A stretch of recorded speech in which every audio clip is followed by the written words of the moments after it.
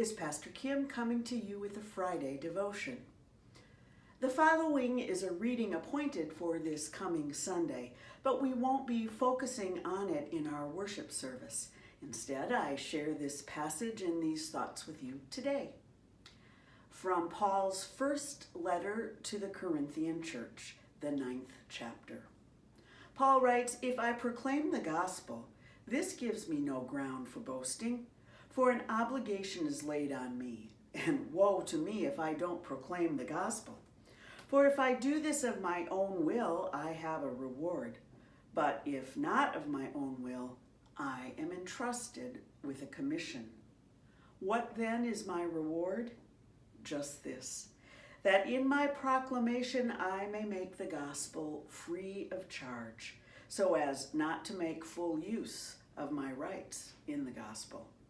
For though I am free with respect to all, I have made myself a slave to all, so that I might win more of them. To the Jews I became as a Jew in order to win Jews. To those under the law I became as one under the law, though I myself am not under the law, so that I might win those under the law. To those outside the law I became as one outside the law, though I am not free from God's law, but am under Christ's law, so that I might win those outside the law. To the weak I became weak, so that I might win the weak. I have become all things to all people, that I might by all means save some.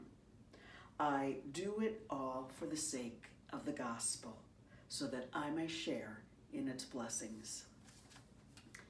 In the earlier verses in this chapter of his letter, Paul has been explaining his understanding of what the gospel is and what it means to be a believer of the gospel.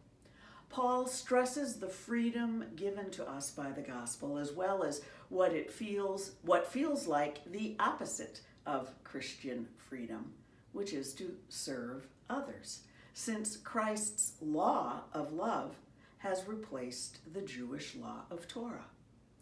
The early Christians of Corinth, people living under state surveillance, likely knew that most anything they did or said that strayed from the status quo could lead to their arrest and even their death.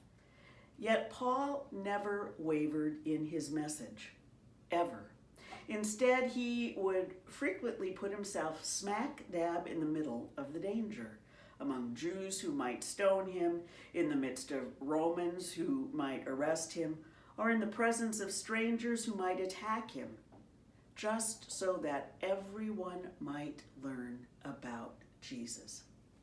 Even today, those on fire with the Spirit continue to speak boldly of Jesus and his love for everyone, regardless of risk to career or reputation, even and still, some places in the world, government persecution.